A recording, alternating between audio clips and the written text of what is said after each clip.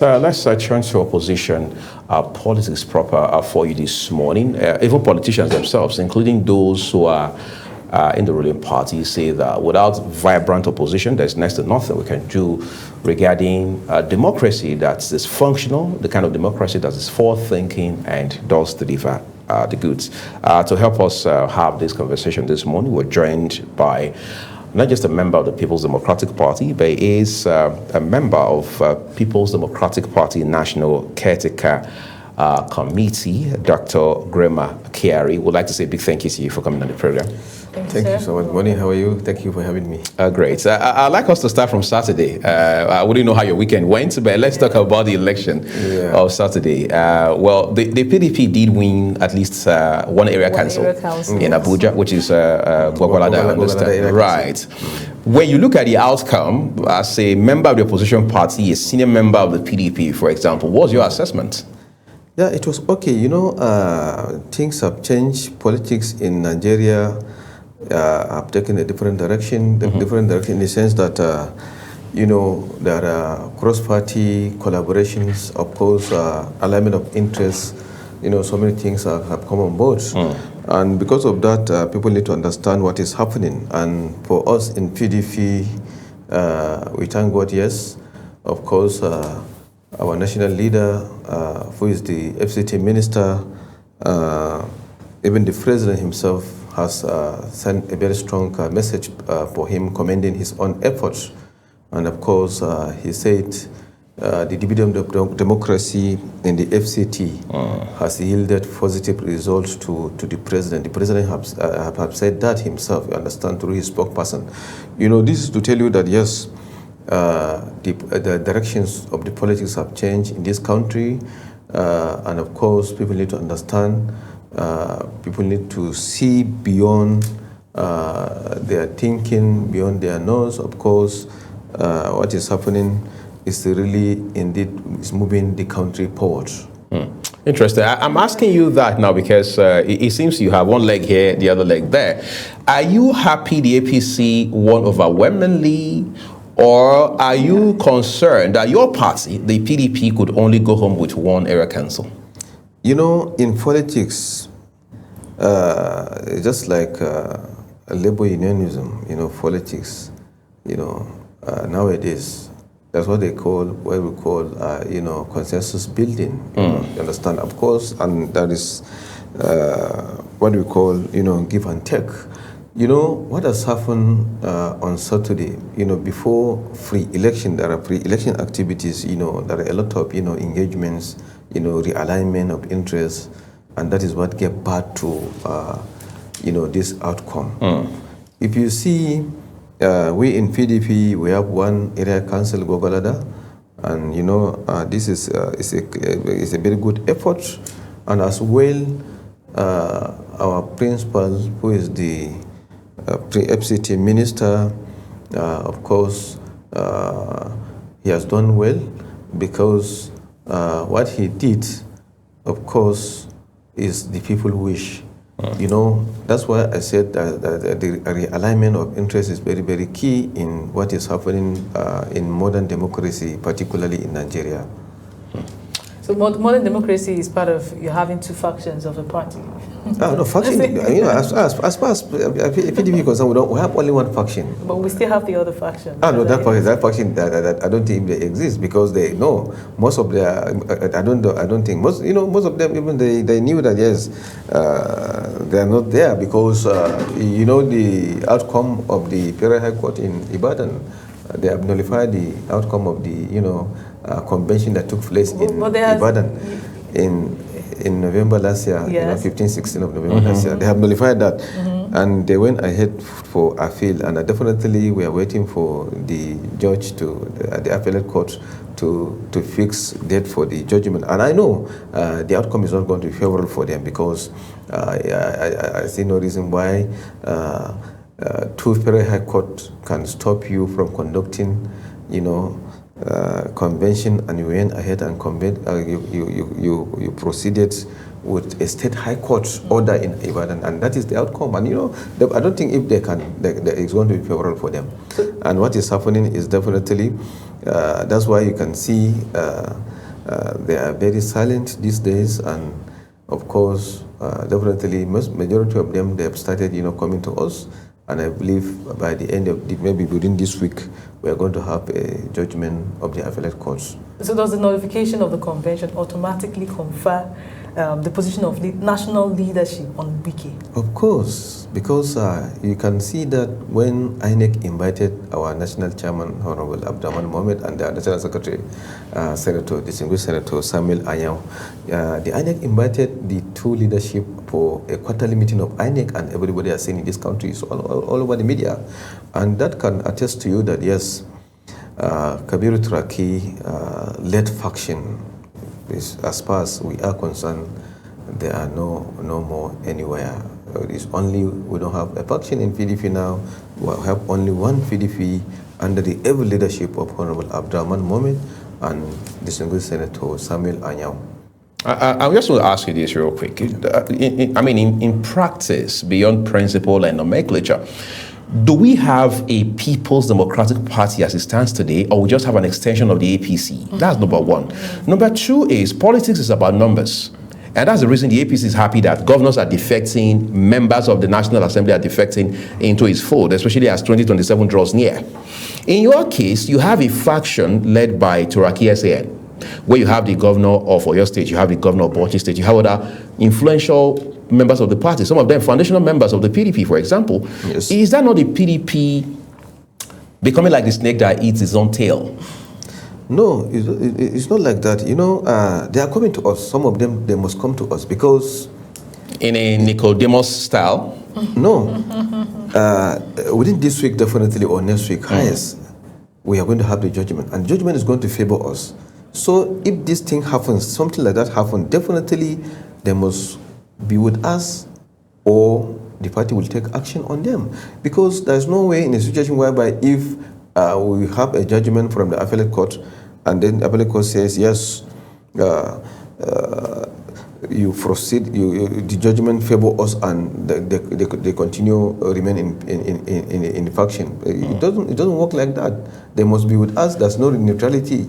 They must be with us, or they go to other party, or they retire from the politics. And that is actually what is going to happen. Just give at least end of this week or next week. You will see definitely the time is going to be fixed, and of course judgment is going to come in our favor. Okay, the PDP that we know would not be so excited, even if they were able to, emerge winner at one area council. The PDP that we know would, want more. But then we see you being excited at democracy. Is this? You see. Let me talk on the other people, the ADC, the kind of noise that they've been making before the election. You see, the outcome of the elections, they remain silent now. They are considering themselves, even bigger than opposition than PDP. You see, the outcome of this Saturday fall indicated that they didn't get any chairmanship seat within the 6th area council. They are saying that the PDP is dead, and look at the PDP that they are calling is dead. Now we have one area council, Gogolada. They didn't get single chairmanship out of the 6. And of course, this is the kind of narratives that is going to continue even in 2027 if he has not taken. Because look at the big names, the Atikus, the Erufais, Amechis, Peter Obi, all of them, they were in FCT, moving from one place, campaigning for Dr. Mo and the rest. But look at, these are big names, they are all, political heavyweights. But look at the outcome. The person that they campaigned, he couldn't even secure, I think, it's less than 20,000 votes. So do you think the election in the AMAC, was free and fair indeed? Of course it's free and fair. It's free and fair. All those people that are making noise in the FCT, they refuse to come out and cast vote. And of course, the social media, you see as if the world is going to be come to an end. They are making a lot of noise, this and that. They don't come to note. Some of them, they don't even have voters cards, of course. And some of them, they don't even go to their own constituency. And they are making a lot of noise in the social media. But if you come to real, activity, you will not see them. And of course, they will not make impacts And that is what has happened. You see, if Obi, Atiku can raise a hand of more in FCT, that can translate ideally to a very, turnout is going to be very, impressive. But the reverse is the case. We have to ask ourselves, why is it that it is so? Because these people have already lost ground. Of course, they have already started losing popularity within the context of the Nigerian politics, and that's why our national leader, Barrister Wike, he has he's a grassroots politician. He had engaged a lot of people. Most of our activities is not can I call it, if you're episodic, it's not action oriented. You understand? People talk much, they do less, and you cannot expect a favorable outcome in the politics. And this is actually what is happening in the case of Peter Obi, Atiku, Erufai, Amechi, and the rest. Erufai can come out and say, Tinubu will fail in 2027. Tinubu will not succeed. But what we were supposed to ask himself is, or we ask him is there any strategy on ground that can demobilize the kind of effort that APC is doing? No. You hardly see him in other states, only in Abuja and maybe Kaduna. And we have 36 states. That's Erufai. Erufai, he has making a lot of comments in social media and mainstream media that, Atiku will not succeed, Tinubu will not succeed in 2027. But then we have accepted that. But is there any effort on ground for us to see, yes, what he's saying, is going to, work? No, it's not like that. When you are talking, you're supposed to, put into action. Of course, people need to see. Not even seeing, engage people, sit down and discuss with them, mentor them, and then step down some informations, let them also, start reaching out other segment of the, population, so that it's going to be amplified, whatever you want to see. But talking much on media without putting into action, it's not going to be result-oriented. And this is actually what is happening in the side of this new party called ADC. Okay, so 2027, what do you see as the prospect for PDP? Do you see them emerging even on the presidential level? Yeah, in 2027, as far as PDP is concerned now, our PDP is now, we are now working to see that, yes, we are going to conduct,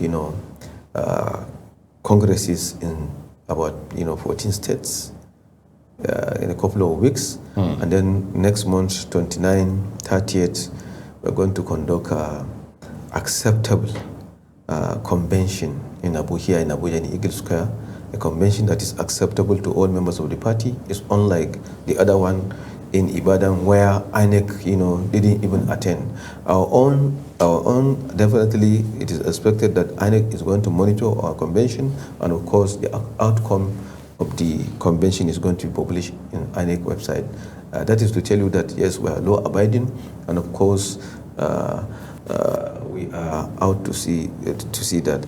As far as issue of presidential candidate and what have you, we didn't come for that, and definitely when the times comes, we'll come out and discuss that on that issue. Are you possibly teaming up with the APC 2027? Because it's looking like a merger, right? This faction of PDP is somehow in close relationship with the APC government. That relationship is normal. What is happening is we have to understand that our national leader did well in Rivers State. As a governor, as a Chaco government chairman, as a chief of staff, as a state minister, and then as well as ATS governor. Of course, he has done well. All over the country, people knew about that. They say, okay, if that's the case, Tinubu, when he came into governance in 2023, he said, okay, let me extend my hand to this wonderful man who has done a lot in River State, so that he can, continue doing the good thing in FCT. And that is how he extended the hand of fellowship for him. And of course, this is what is expected of a very good man, president, because irrespective of the political party you have, once elections is over, you have to work with anybody, because you are working for Nigeria, you are not working for a particular party. And that's why presently our national leader is working for federal government of Nigeria under the ever leadership of President Bola Ahmed Tinubu. He's not working for APC, but he's working for federal government of Nigeria. You understand? Okay. I was going to ask you something, Yes. really. As it stands today, with all of these issues around the PDP, pretty much under Wike now becoming subsumed into the APC, would you, I mean, you are a sagacious politician, you've been there for a long time. Would you say there is still opposition as we know it in Nigeria today? Yes, of course. Who is opposing who, really? Because if there's no opposition, PDP cannot win in Gwagwalada. It's a clear testament. This is realistic. So that was not some sort of concession? It can be. Because it's real. It's PDP. It's not APC. So if somebody can say PDP is not is dead, is no longer an opposition, can you believe? Seeing that PDP with our logo, with everything. PDP also steps down for APC candidates in other parts of Abuja, some councils. It happens in some places, but I'm talking of presently the outcome of the election. Were those just to buttress what Priscilla is saying, were those decisions sanctioned by the FCT minister? It's not sanctioned. In cases where the PDP... It's understanding. Were they endorsed by the minister of the FCT? That is realignment of interest. Of course. With the endorsement of Mr. Yes or Wike? It's the realignment of interest. You know, you have to realign your interests, because if you understand that, yes, this Mr. A and Mr. B, irrespective of the political parties, this can perform better. You understand? Okay, so far he's going to perform better. People have confidence in him. Please, you step down for this guy. Even if they are different parties. Of course. Different parties. But we've never seen it happen in Nigeria. No, especially with the these are new things in politics nowadays. So there's a new thinking. Of course, new thinking, new ideas started coming out of body politics, and it's better for the politics. That's why you see in the Saturday fall, you have not witnessed any violence. It's because it has done in an understanding way, and mutually, in a manner of give and take. You understand? When you discover that, yes, because our leader he owns the FC.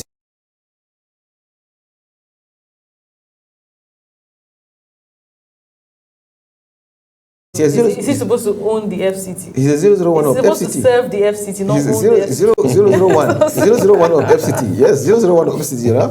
He's 001 of FCT. You see, I'm talking of politics, understand? Politics, if he has understood the dynamics of politics of the FCT. We're talking democracy. You're also saying there's a new phase of democracy. Democracy also accept consensus. Okay. Of course. Inter-party consensus. Intra and inter-party. Of course. If, there are certain, as a politician, you can reach certain level where you can be respected by all political parties. And our leader is coming to that level. And, even in developed countries, there are people that can reach certain level that, irrespective of political parties, they can come and seek advice from him, because he has already attained a certain level that, yes, he deserves to be, consulted. He deserves to be contacted because of his own political, know-how, and of course, an understanding, and because of his, conflict resolutions mechanism and what have you. You understand? And that's why it is very good for our body polity. You see, on Saturday, people are expecting, on Friday, people are expecting that violence is going to be erupted, and of course we are not saying any because that is because of what we call cross-party collaborations and of course interest alignment. You mean cross-party with a faction where you said there are no other? No. The Minister of FCT came out to say something just before the elections. He said, do your part and leave the rest for me. Can you explain what that meant? In politics, it's normal for you to make some statement, you understand? That is normal. Yes. So what could that mean? What could that have meant? He just felt like... in psychology, that's what they call fear. At times you have to correct fear for your opponent. Even if you are going to fight, you can correct, not that you are going to fight with him, but you have to correct fear that so he cannot come closer to you. It's normal in psychology. So he was creating fear? In other words. In other words, they will not, they will not think of any other thing. They will give up. You understand? He wants them to give up. You understand? Okay. And creating fear in psychology is very, very necessary for you to achieve your own goal. And in politics, in war, it's normal. So leaders, they used to create fear, and that's why I said he has understood the nitty-gritty of Nigerian politics. Rivers, FCT, all over Nigeria, and that's why Bola Tinubu, is working with him. So you are basically saying that Bola Tinubu is working with him, basically because he understands the nitty-gritty of politics, not basically considering the works he had done in Rivers, as you also said. No, it's also part of it. Politics doesn't end in only voting or election. It also, ends in, providing dividends of democracy to your own people. If you look at the letter that President sent through his spokesman to our national leader, President Somike, he has categorically said that yes, the dividend of democracy has yielded the result. Meaning what? It means the kind of job that he's doing for the people of FCT has made people of FCT to accept him as a leader, that yes, if he said go and vote to social place, they can do that. Yes, because it's not easy, being a leader in PDP and as well, giving directives to people in FEC. It's a very rare opportunity, and of course, it's a leadership quality. If you don't have a leadership quality like this, some people can even start, it can even lead to crisis. But this man, he manages, and of course, he's doing according to rule of law, according to the rule of the game, and of course, he's succeeding. And that is to tell you that it's a real leadership quality, which is very, very rare in leadership in Nigeria. So with this new phase of democracy you have just highlighted, are we saying that there's nothing as such as loyalty to a party again? Of course there is. How come the realignment and cross-party alignment, cross-party collaboration. Right. Where is the place of loyalty in all of this? Loyalty is there.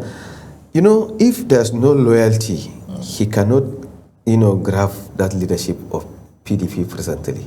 I'm talking about the members of even the PDP and Of course. A lot of people have accepted him as a leader. That is the loyalty. And of course, he has extended his own loyalty to the party. He holds the party.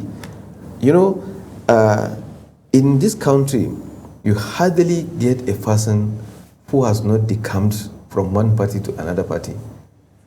But our national leader, since 1998, when he joined PDP, when he became a local government chairman twice, he couldn't leave that party up to today. And that is the greater part of loyalty that we are talking about, because it's real and it's a reality, as compared to somebody who can be in this party and tomorrow you can see him in that party.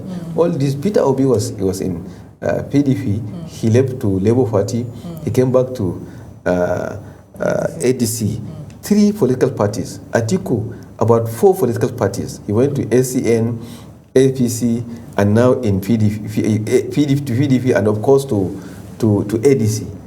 Amechi, he was in PDP, and he goes back to APC, and from there now he moved to ADC.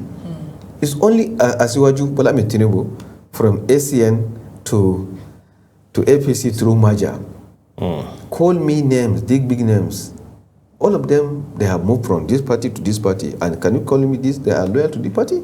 If they are loyal to the party, it's like America. If you are Democrat, you can end up your life in Democrat. If you are Republican, you can end up your life in Democrat. Wike has testified to all Nigerians that he has been in PDP, he started in PDP 1999, 1998, up to today he's in PDP. Can you tell me, can you mention one name in Nigeria now, apart from Bola Ahmed Tinubu, who has not defected? Just tell me one. No, you still mentioned that it's for the purpose of democracy and, realignment. Yeah. I want to ask you something about your party, the PDP, because no matter how much you try to sort of extend a hand of fellowship or be in romance with the APC, we continue to see you as not just a member of the PDP, but a very high-ranking one at that. And of course, you continue to make reference to that. Anyone who wants to be fair to your party, the People's Democratic Party, would agree that the party has made substantial efforts to reconcile aggrieved members. One of those efforts we saw not too long ago was a panel, or if you like, a committee that was set up, led by a former governor of Kwara State and former president of the Senate, talking about Senator Saraki.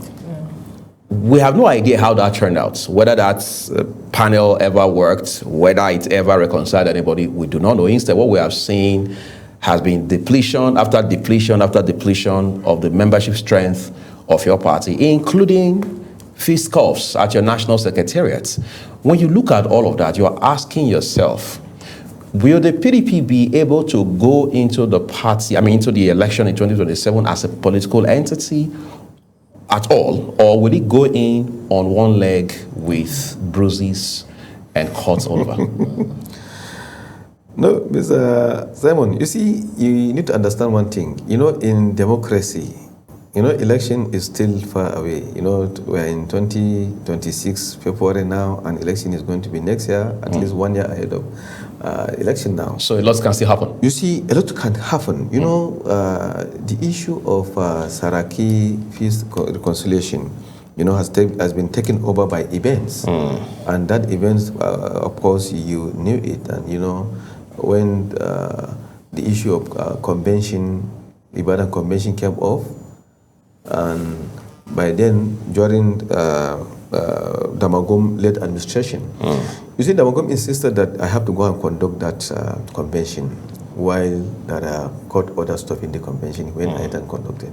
And that is what, wasn't the, conflict within the party. And of course, the chairman of the reconciliation, who is the former Senate president, did all he could to harmonize the differences, but they went ahead and he disassociated himself from, Ibadan convention. And of course, they didn't even stop at that. They went and, expelled some of the high-ranking, leadership of the party. And of course, at the end of the day, themselves also, the other side also, did the same. And that is the beginning of the crisis. I just want to assure you that this kind of crisis is an ingredient of democracy. It happens in democracy, and PDP is known for its own internal, mechanism, problem solving, and it has happened before, but not to that length. And I believe things will be harmonized. But as soon as the appellate court gave judgment, you can see things will change. The party secretariat is going to open for us. We're going to occupy, and we're going to do our, what is expected of us as a national caretaker committee. And believe me, you will swing into actions and will do the needful so that our members across Nigeria, 36 states, including FCT, across 774 local government, will have two eyes closed when they are going to sleep. Interestingly, just before we take a break, I would like us to talk about membership registration now going on in parties like the APC. When I talk to even people who are non-partisan, they do not belong to political parties at all, they're not politicians, they tell me that the APC is more deliberate, the APC is more intentional, especially regarding this 2027 conversation, right? In the case of the PDP, what's your party doing to galvanize membership? Whether you want to find a way to extend olive branch of some kind to members who have left the party, or you want to register new members to boost your numerical strength. Is the PDP thinking along those lines at all? Yeah, each political party has its own different way of, bringing in, recruiting, or, conscripting new membership. Our own, during our congresses, we have done that because it's part of our guidelines. Right. Normally, before you go into state congresses, there's going to be a membership drive. And I believe we have done a membership drive in most of the states. And of course, Now that there's going to be a Congress in some of the states, there must be a membership drives, and definitely it's going to be done, and of course, before we come to convention. And as I said earlier, once the judgments comes out, everything can, be harmonized, and things will start, changing to the better. That is our expectation, and of course, that is our prediction, and that is what even all Nigerians are saying, because we have been receiving a lot of calls all over Nigeria. People love PDP, and it's a clear testimony that we have one seat in Gogolada. Those people that are making noise, they couldn't get even one, the ADC. Interesting. Well, let's take a break now, everyone, at this point. When we return, we'll talk about Rivers politics, where, again, there was also a by-election on Saturday, like we had in Kano as well. Now that Governor Siminalayi Fubara has become a full-fledged card-carrying member of the APC, what exactly are the implications? Given that he's, well, if you like, estranged boss, he's also a member of the PDP, even though they say he's a de facto member of the APC. We'll look at those dynamics and how tricky it gets going further. Do stay with us.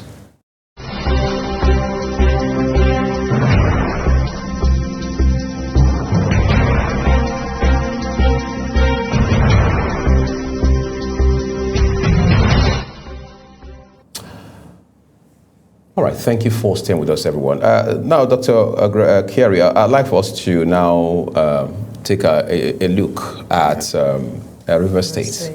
Whether you like it or not, more than ever before, Rivers State has now become front and center in Nigeria's politics, especially given the power play that has happened between the governor and his predecessor and the political godfather, Nyesom Wike. As it stands today, Fubara is a member of the APC, full-fledged, no debates. However, his, well, let's say his political boss, Nyesom Wike, is not, even though we understand he works for the president, he works for the APC. Does this not create strife? Because before now, we have had issues around who is the leader of the political structure in Rivers State. They say, yes, the president has intervened, but beyond principle, has that rubbed off on the leadership structure in the state? Yeah, you see, president has intervened, and the issue of Rivers State, whether we like it or not, Barrister Nyesom Wike controls the entire state. You know, everybody knows that he's the one that brought him, the present governor, Siminalayi. All right. He brought him as his own successor, and of course he thinks he can do better, and that's why he brought him. And Rivers, during Xmas, I think our national leader has gone on, tour to many local governments in the Rivers State, and you can see how people have come out to welcome him. So, as far as the Rivers State is concerned, whether today or tomorrow, still he holds the key to the Rivers State. Yes. That is the fact. Whatever he says is what is going to translate in the Rivers State. He holds the key to Rivers State. I think that's profound. Why he has had Rivers State has had predecessors. Nyesom Wike has not only been the governor in Rivers State, we've had the likes of Rotimi Amaechi and other governors. So why should Nyesom Wike hold the key to Rivers State? They have already lost ground. If you look at it, even what has happened here in FCT has, give a very good signal that these big names, they have started losing followership. You see, had it been if they had the followership, the likes of, Amaechi or Atiku, they cannot be able to, work for a local government chairman, Amak. They cannot work for his own success. Look at how powerful they are in terms of, politicking in Nigeria. These are people that they have vast experience in politics. They have been in politics for decades, but they were disappointed by the people whom they think they own, the people who they think they are their followers. Because Peter Obi thinks, yes, if I say go and do this, people can go, they will follow the directions. He thinks he can give direction, adequate things, he can give direction to people. But unfortunately, look at what happened to Mo. Mo accepted the defeat. That's the AMA candidates of the ADC. ADC. If these big names, if they cannot work for the success of a local government, just local government. And this is Abuja, this is FCT, you're not talking about FCT, it's ABAC now. I'm coming. So, how, then if you now go back to River State, Amechi, has already lost followership in River State. Everybody knows about that. Everybody knows about that. I know they have worked with our leader. When he was a governor, he's on COS, Chief of Staff. But majority of our leaders in Nigeria, their problem is once if they couldn't win or if they have challenges, they abandon their own, followers. Until when 4 years comes, they will now go and, regenerate relation. It's not possible.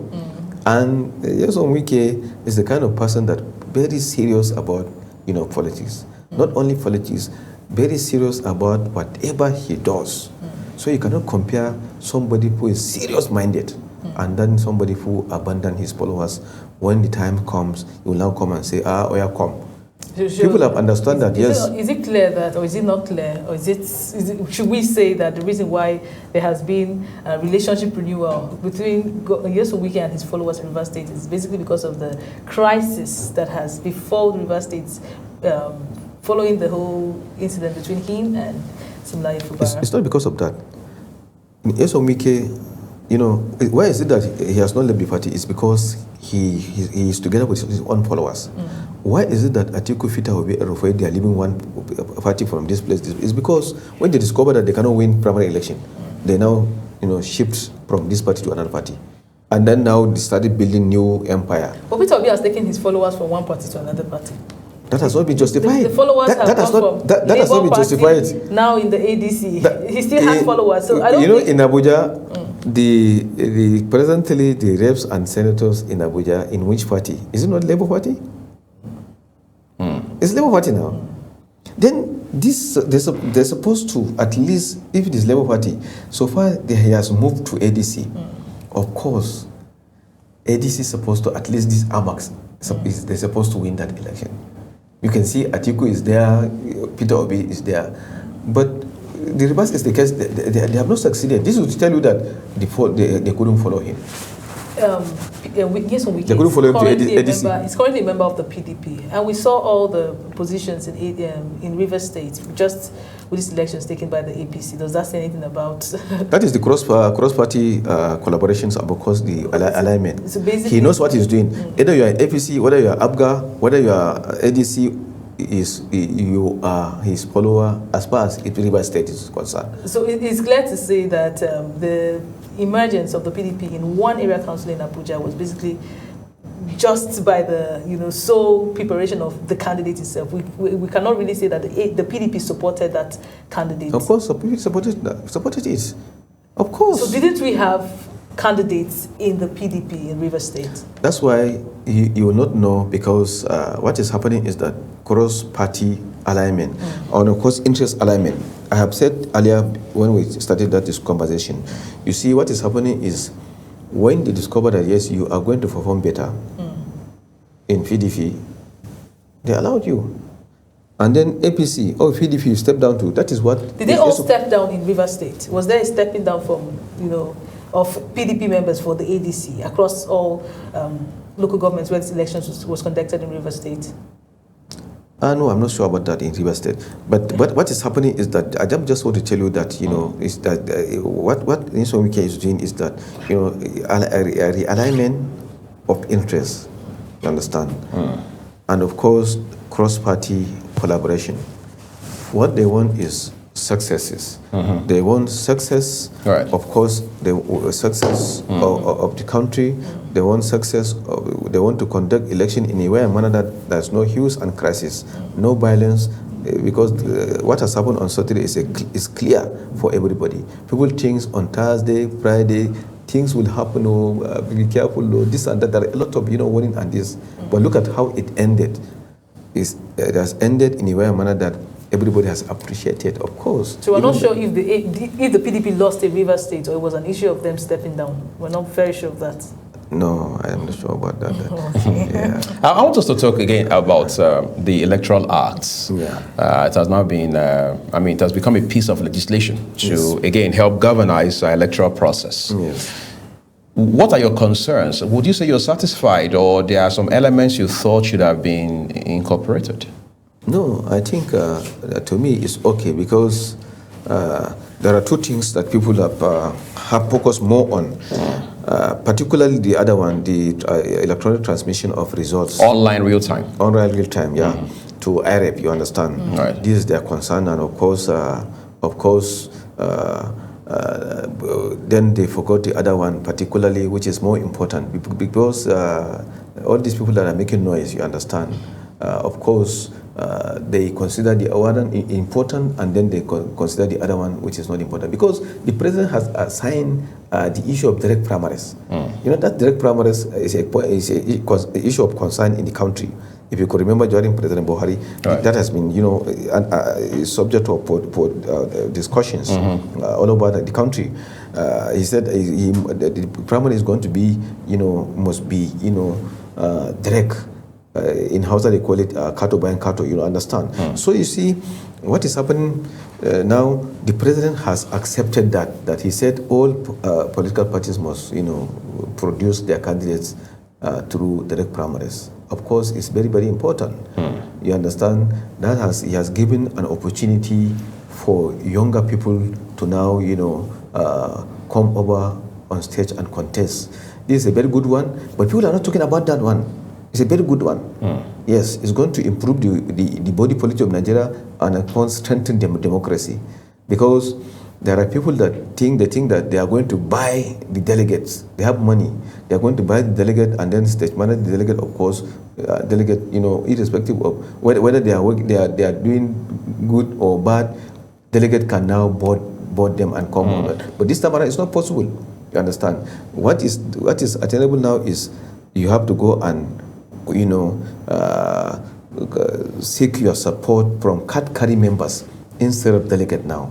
You understand? This thing is very, very important, far important than even real-time transmission of the electoral result.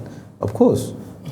Okay, just to be clear, the PDP did not participate in the River State elections. But then I want to ask of your opinion on the whole real-time electronic transmission of results. What is your take? No, it's a very good one, because for Nigeria, you have to create a window, or else in some places election is not going to be conducted, because there are places hard to reach locations. For instance, in my own state, Borno State, there are places that are hard to reach locations where there's no network, no even this thing. So how are you going to conduct election and then of course transmit immediately after? The same way we made a clause, or the Senate made a clause saying, in cases where there is where we have issues with the beavers or the real time, we can now resort back to the from ECT. Can't we make that same clause for rural communities with no network, and have urban communities that have good and stable network conduct electronic transmission of results real time? No, it can't be possible like that, you understand. Why? The only way is you have to keep the window. Once network glitch can happen anywhere, even in urban places. Even in Abuja, it happens at times. You understand? But then if you didn't give out that window, if you say you are going to 100%, real-time transmission. We can't make it 100%. For instance, if you're going to use, there's no window for you to use EC8 form.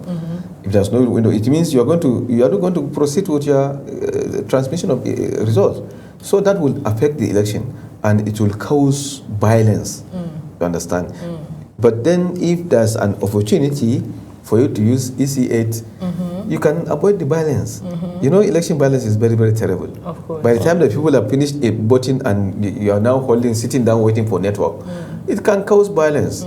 The INEC staff, particularly the youth corpus, their life is going to be at danger. So it's not possible for them to sit down and wait until when the net comes and they transmit. It's not possible. That's why they give a window. You use that form, and then of course we can have we can still have all of it with all the clauses and all the windows you mentioned. So why do we say it's impossible when there's a provision of a clause, regardless of which we're using? So is it not possible for the House, the Senate to say, okay, let us have 3 different clauses or 2 different options, 3 different options. This real time, or situations where we can't have real time, we have this or that. I feel like that's a way to start growing. At some point, we will now get to a place where we can now eventually all use one option. But we can start with 3 options, and then we go to 2 options, and until we're able to make it to 1 option. These are our representatives. They know Nigeria better than us. They are leaders. They know their own constituency, and all of them, they converge together. They have a conversation that yes, because the person come from Kogi State, from Borno State, from Lagos. They are all members of parliament. So when they discuss things, they know their own constituency better than people. Because whatever you are saying, maybe you are talking about your own community, maybe your own or Abuja. And of course, these people, they are all together in one place. They discuss and then they arrive on this. Definitely, they must have seen, benefit of it, and of course, to the Nigerians. Far better than us. That's interesting to say. Of course, politicians say that we are still evolving in terms of our democracy, our electionary, and what have you. But let's now talk about the place of money in our politics. Every time election is approaching, whether it's the general election cycle or off-grid election, you keep hearing no vote buying, vote your conscience, and so on and so forth. Talk to us about the implications of the influence that money has on electioneering, especially as it has to do with voters. And then, of course, how we can, if you like, demonetize our elections. What we saw on Saturday, for example, was heart-wrenching because there was so much of voter apathy. I mean, my colleague and I were here for most part of Saturday. The report was very clear. There was voter apathy, low voter turnout, and what have you. How do we strike a balance and make progress? The issue of voter apathy is a responsibility of all. You cannot apportion the blame to only political parties. You can apportion the blame to citizens themselves. Because most of our youths that are vanguard of change, they are not well consulted about what they're supposed to do. And of course, it's full responsibility. It cannot be only government. Of course, non-governmental organizations like civil society organizations like FLAC, Policy Legal Advocacy Center, like Connected Development. There are a lot of big CSOs in this country. All right. But most of the times, what they do is they are not doing the needful. You can see if there's a protest, you can see them in the protest, but they are not doing real, community engagement. Citizenship engagement is very, very low in Nigeria. And that's why you can see a lot of people, they don't even know what is happening. And of course, for us to, put the house in order, we must come back to the drawing board and to see that, yes, all that are supposed to, be in the field, a field of advocacy, they're supposed to, go and have that, advocacy in a way and manner that they can benefit this country. Because, these CSOs, some of them you can see them in Abuja. If you go to state, you cannot see them. And of course, we have that 6 states, and this is where the majority of our people are living. At times, they're supposed to go and do even focus group discussion. Sit down with at least youths, 20, 30 youths, do a focus group discussion, get the outcome feedback, and then from there, they can identify the kind of youths that, yes, they're supposed to, this person, this guy, if you started working with him, is going to do the good thing. All those things that I'm saying is absent in our body policy. People think that, yes, as a political party, as a PDP, APC, or NDC, you're supposed to go and, consult your members. No. This is not enough. The citizens supposed to have a very strong engagement. That engagement is supposed to come from CSOs, from the government, from the parents, of course. In your own neighborhood, there are unemployed graduates. Have you sit down and talk to them about, body policy in this country? Have you consulted them? You don't have time. When